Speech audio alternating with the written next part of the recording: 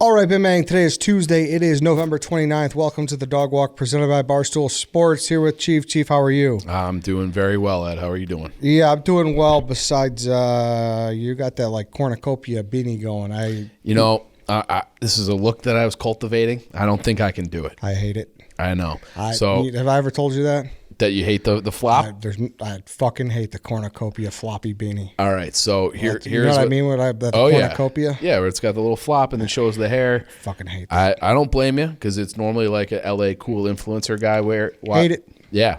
So my thing is that I put it on too soon after my shower today, so everything's just completely matted down. So it's like I'm stuck, and I don't want to have my ears covered because then my ears are too hot, and I'm just left like I got to look like a douchebag. I hope you can get over it. Also, kind of crazy. Well, like you have it on like correctly now, but Is like it? it was a little. It's a little more like I don't know, whatever. I had a flop going before. But Yeah. But regardless, like for years we made fun of producer Tom for wearing the Dwight Schrute neon orange hat, and then now you just stole his bag. This is I've had this one for a while, and I think I told this story before, and you thought it was a funny story.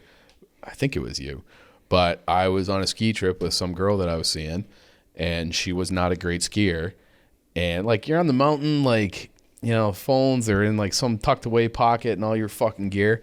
So I was just like, if we lose each other, I'm just going to have the brightest orangest hat that you'll see on the mountain, so you'll be able to find me. So it's actually pretty considerate. It's a good, very considerate move. Yep. Speaking of being not on the mountain, but speaking of going places and speaking of going to events and doing stuff, if you want to go to a event, GameTime, baby. GameTime, the exclusive ticketing partner of Barstool Sports. Created by fans for fans, GameTime is a ticketing app that makes it easier than ever to score last-minute deals on tickets to sports, concerts, and shows, and they guarantee the lowest price. If you haven't given GameTime a shot yet, we don't know what you're waiting for. You're an idiot. Yeah, you're going to love this app. All right? We've had tons of Barstool fans using it, hitting us up on social about the great deals they're getting. We saw the Bears-Niners. You just went to Notre Dame Boston College. I saw Elton John. What else have we seen? Well, and look, I think we're in an era where people like to have experiences instead of stuff. This is a great way to give a Christmas gift that's an experience. So look at who's coming to town for concerts and comedy shows.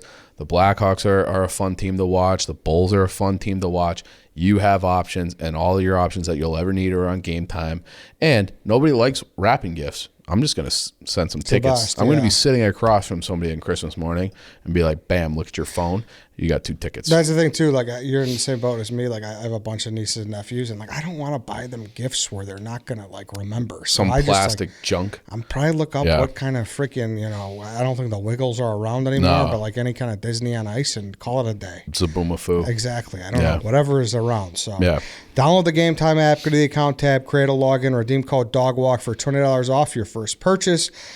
Terms do apply. Download GameTime last-minute tickets, lowest price guaranteed. $20 off is a nice nut. It is a nice. Yeah. It is a nice. Yep. It is a nice. All right, Chief. What are we getting into today? We're getting into a little doom and gloom, and we're talking about like the energy crisis that's going around the world, and everybody's kind of on a razor's edge or knife's edge or whatever you want to say for the expression, because the old Game of Thrones thing, like winter is coming. Well, now winter is here. And we remember back in September where there was like the Nord Stream, it was like destructed, or like somebody blew up Nord Stream 1 that's going to be cutting some Russian oil gas flows. And all of this, it's a worldwide issue because everybody consumes energy one way or another. But it really does kind of boil down, especially in Europe, to this war with Russia and Ukraine, because all we heard about were all the sanctions that, were going to cripple Russia and like bring Russia to its knees. It hasn't really impacted them the way, like their economy is shrinking, and their economy is, everybody's expected to have a recession globally in 2023. Their economy is supposed to shrink by 4.5%. The rest of Europe is supposed to go down by 3%. So it is actually, the numbers don't sound like that big, but it's significant. And a lot of what's going on with Russia is they really are no different for the most part from like the Middle Eastern states, where it's like their whole economy is based on oil and gas. And that is why a lot of these sanctions haven't hit them as hard as what people wanted, because Europe is so reliant upon Russian oil that they're like, we're sanctioning you for everything, but not oil and gas because we need that shit. And so Russia has they're trying to kind of turn the screws to really Germany, but a lot of the EU states and really the EU states who import so much oil and gas, because they're hoping it's kind of like they're both sides of this conflict are playing a waiting game, where Russia is hoping that the winter will be bad enough that the EU, that the citizens of Germany, France, Bulgaria, all Italy that are relying on this oil, if they can't get it, that they're looking at a scenario, and we can break them down. The economists combined with this energy company that gave like 3 possible paths for this winter about this oil gas wars. But it's like, can Russia turn off the pipelines enough to make Europe be like, all right, we'll stop supporting Ukraine? And that's kind of the game. That's like, can Russia stomach not having any money coming in from their biggest customer and just try to be like, we're going to freeze them to death until they just do what we say? And Europe is like, will Russia go broke if we just bundle up and stay cold? So that's kind of the race that's going on right now, is like, who can, and Europe has taken some extraordinary measures to kind of, build up their supply, and Russia's doing other things where like they've kind of created this. China's really fucking been like, yes, like, thank you very much. So Russia was starting to sell them more liquid nitrogen, gas and oil and things like that. And then China, because they have that zero COVID policy, they weren't using energy. So they would say, yeah, we'll buy your oil and gas, Russia. And then China has it on a boat and said, we're going to ship that back to Europe. And then make a profit on it. So they were just a middleman. But this whole crisis is really exacerbated by policy. And it goes back to 2011, where Angela Merkel, the prime minister of Germany, they built Nord Stream 1 that year. That opened. And then, do you remember what else happened in 2011? International crisis got a lot of news. When it comes to energy, Fukushima, Japan, where they had like the nuclear reactor kind of crisis situation where it melted down. And I don't think anybody died, but anytime you hear like, oh my God, there's a nuclear meltdown, people get scared, and they get scared of nuclear. So Germany, which used to get 25% of its energy from nuclear, Angela Merkel in 2011 announced that they weren't going to do that anymore. They're going to start systematically shutting these different plants down.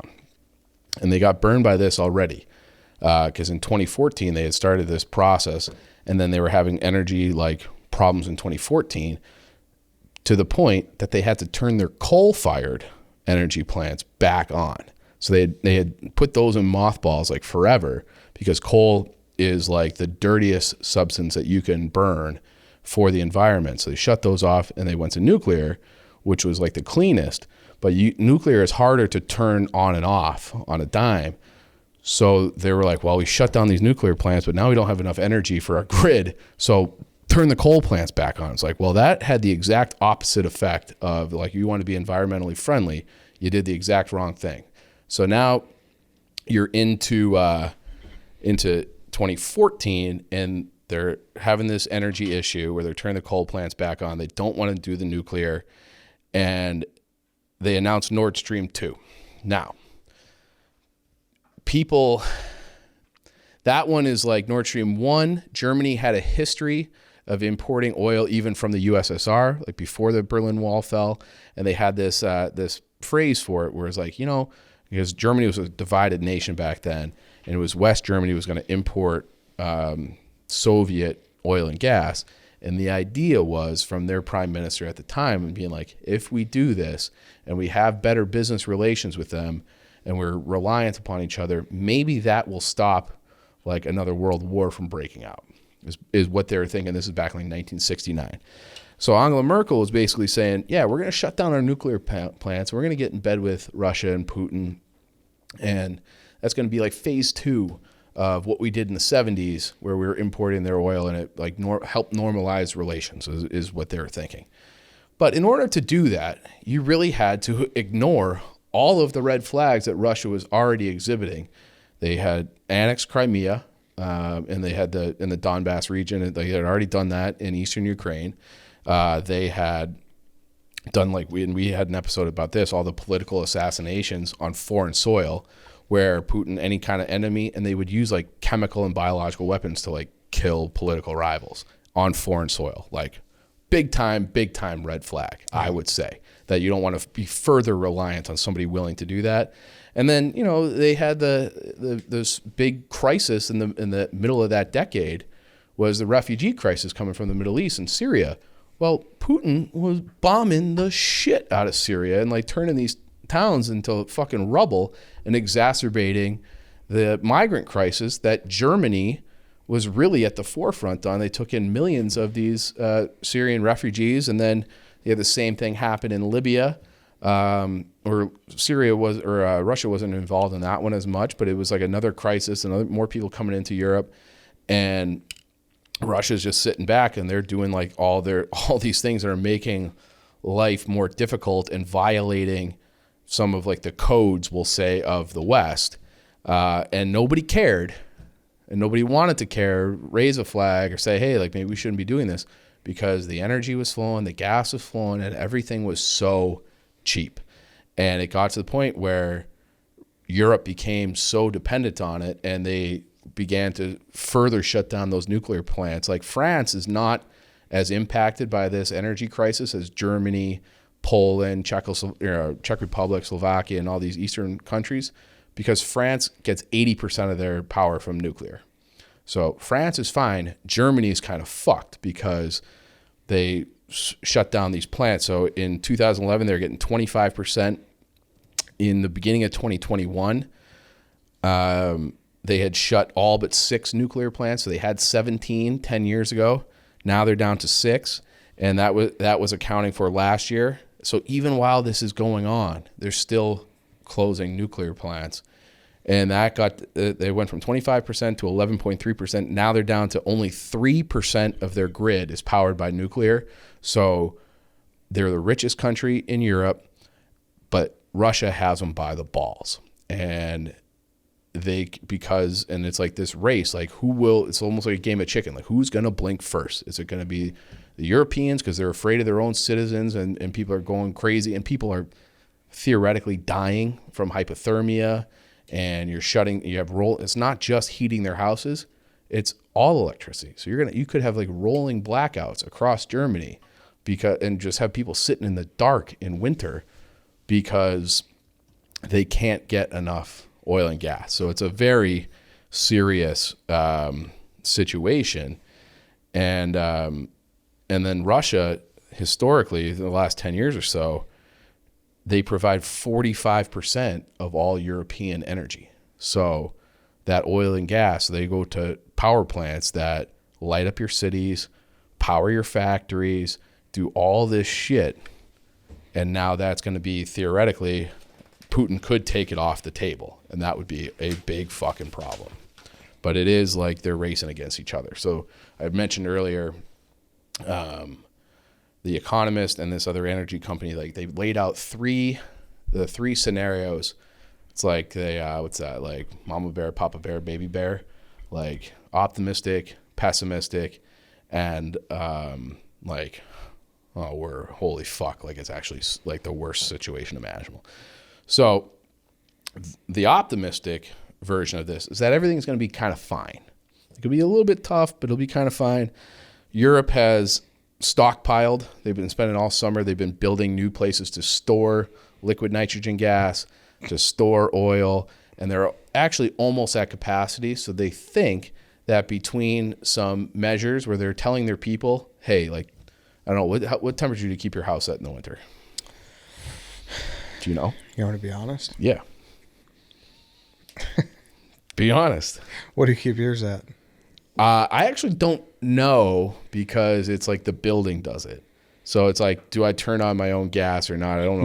Mine's weird, dude. Like my basement gets. I stay in the basement, and it's like it gets like overly hot. Like it's like cut off. So 65. Okay. Yeah. So they're saying they're putting in, don't put your house at a temperature above 66 degrees, which is like 19 Celsius or whatever, but 66 degrees. And so if you would normally like to keep your house at 70, no.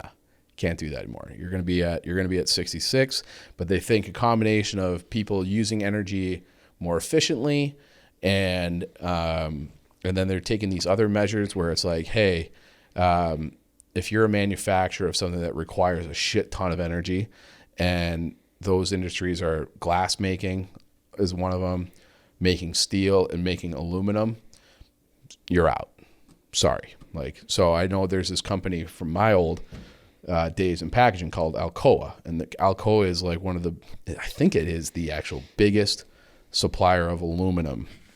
That they've shut down factories across Europe. I know they shut down a big one in Norway and a couple other places because it's like we cannot afford the energy that it would require to make the aluminum.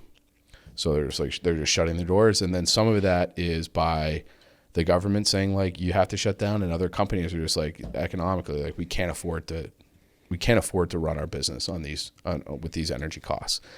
So, but that would largely be fine, right? Like you have a few industries that are impacted and they get hurt, but people like you're not going to have the rolling blackouts.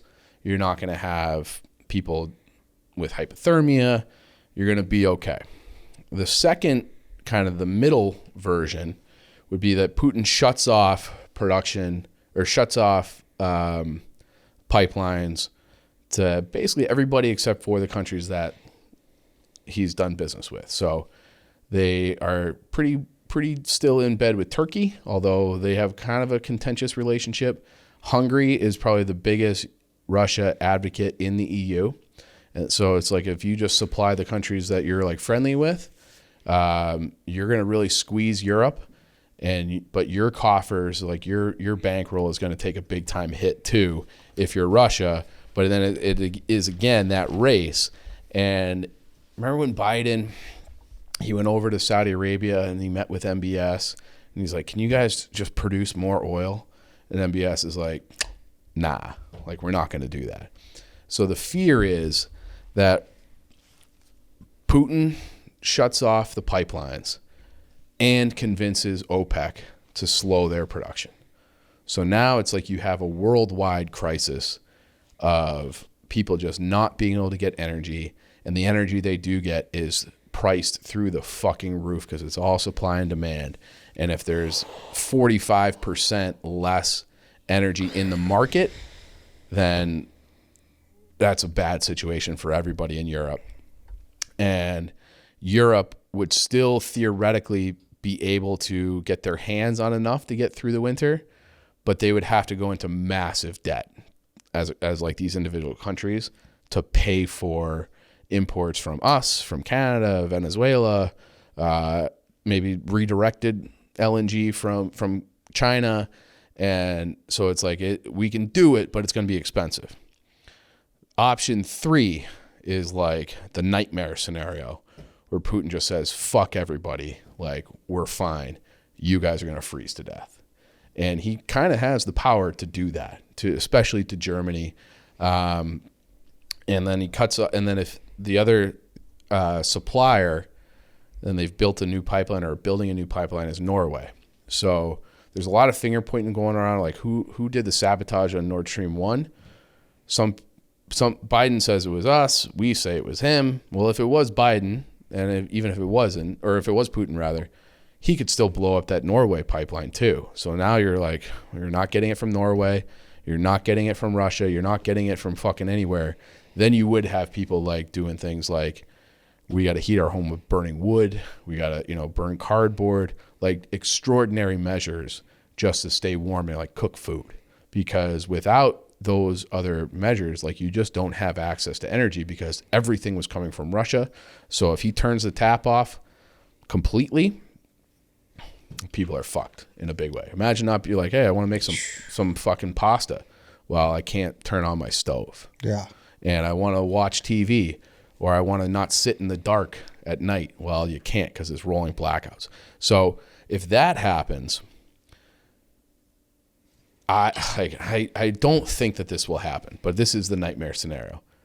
Then it's like we talk about that Strauss-Howe theory. Like that's the thing that triggers Strauss-Howe, where it's just like the people revolt because they're not going to sit and freeze to death in Germany because we're standing up for Ukraine. I think that would cause like mass unrest, riots in the streets, because it's like we have to be able to feed our family and keep the lights on and stay warm in the winter. And if you can't provide basic services like that because you have these other policy agendas, well, then your fucking time is done, whether we're having elections or not.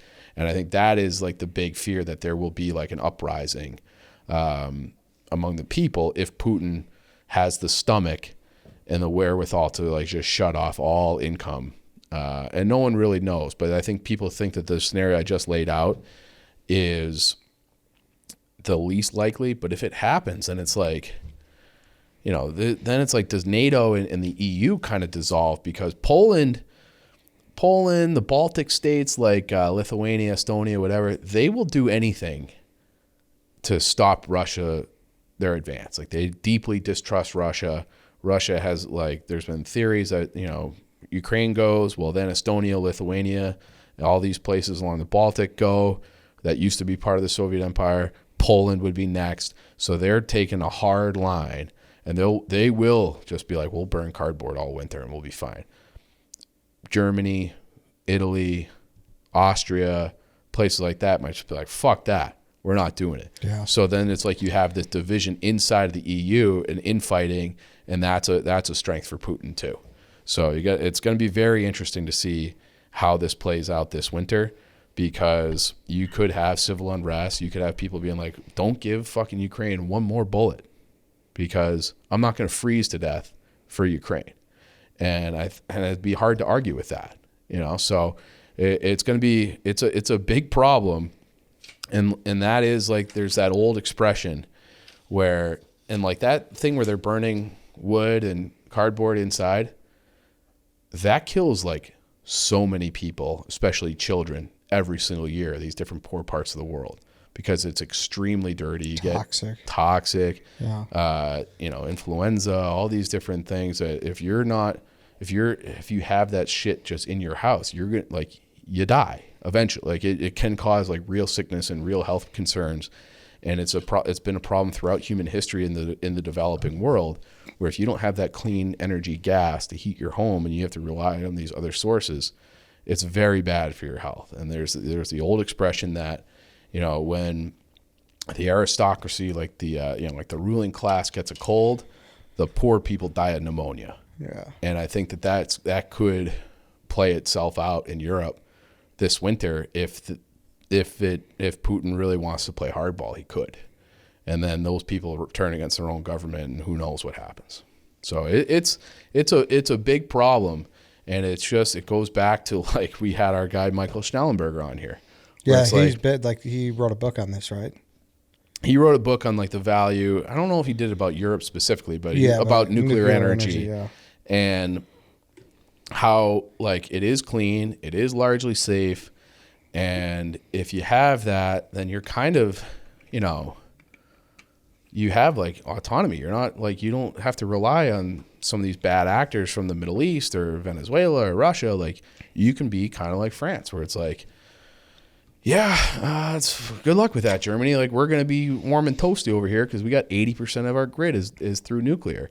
And I was hearing something the other day that Canada because Canada has a lot of oil and gas, but they want to invest in nuclear so then they can just ship all that out. It's all extra money, it's all income, it's all gravy.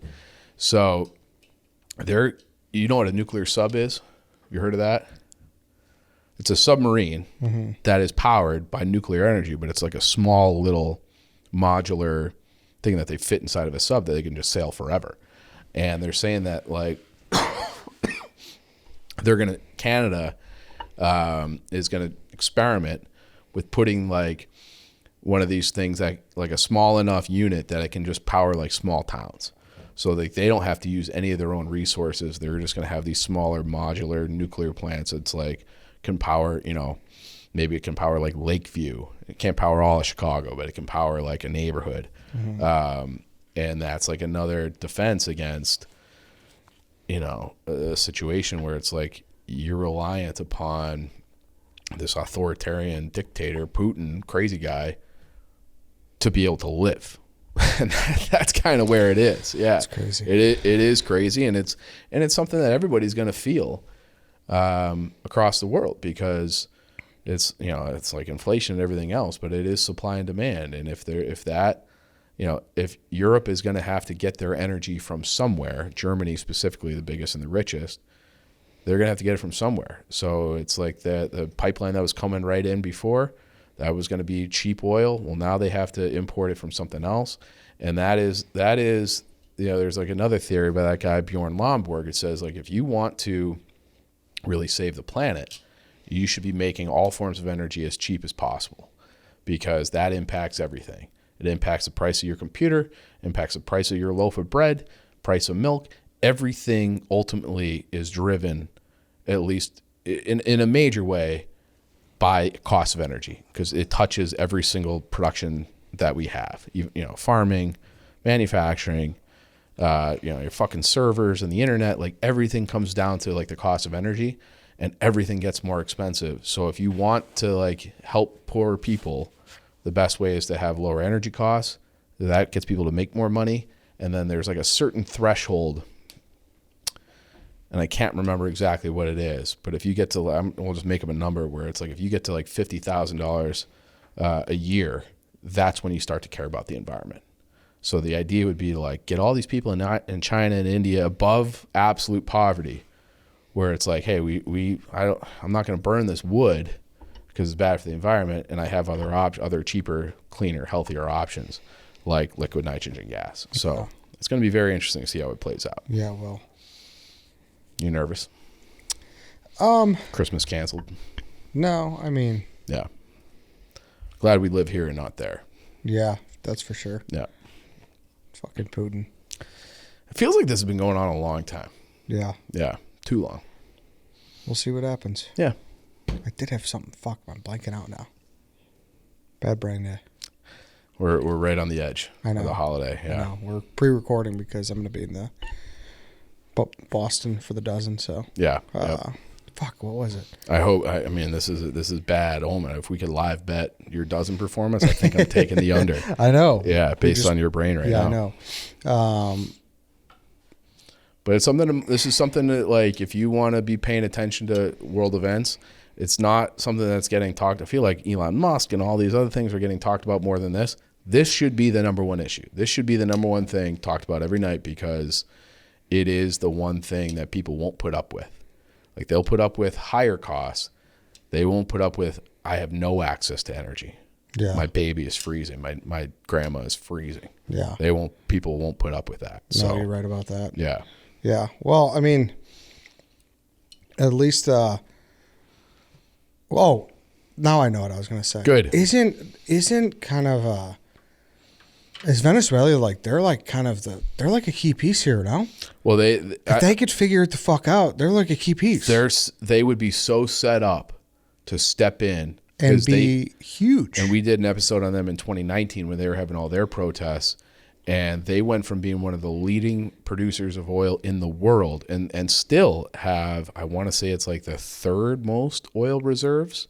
But we've started allowing companies to go in there and try to rebuild the infrastructure so they can turn their refineries and their wells back on, because that state collapsed so much after the nationalization of oil that they went from being like a great world producer to literally like producing almost nothing. Mm-hmm. And again, through bad policy and bad leadership, and then sanctions from us. So it was really, really quite, like that. They would be set up to, like, Venezuela. That's one of those things where it's like you look out at the world like that, and I think about this all the time. both even inside the United States. Like at one point in 1950, like Detroit and Chicago were on par. And then Detroit went into the fucking shitter, and Chicago's this thriving city. There are two cities on a lake in the Midwest. Chicago did something great. Detroit failed. And then same thing with Venezuela. Venezuela, it's in the tropics. It's beautiful. They have all the natural resources you could ever want. And the country has people that they had this law.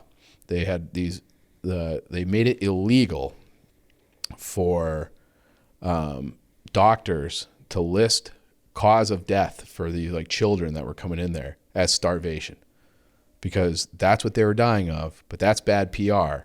So you're no longer, you better come up with a different cause. Hey, doc, you better come up with a different cause of death than starvation, because we're not allowing, the government's not allowing you to say that anymore. And that's how dire things were there. So it's an unspeakable crime to have that happen in a country that has so many resources. Yeah. And they're just letting people, people are literally starving to death.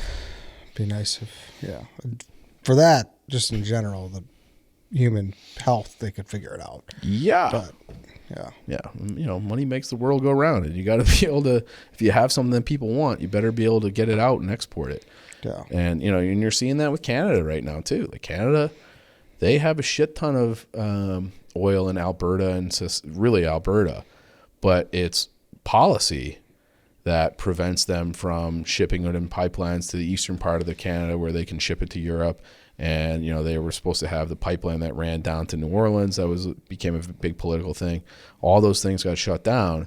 And now it's just like, well, we would love to be able to supply people and supply Europe with Canadian oil and gas, but environmentalists got in the way. So because we're not going to be able to ship them fossil fuels, people are going to burn coal and wood, which is exponentially worse for the environment. Yeah. So it's like you were trying to save the environment. Well, you ended up fucking the environment worse. So it's really bad. Yeah. Yeah. All right then, Chief. Yeah. Thank you. Hopefully option 1 happens. I would hope so too. Yeah. Thanks again. Thank you everybody for listening. That's it for today. We will be back tomorrow. We will see you then.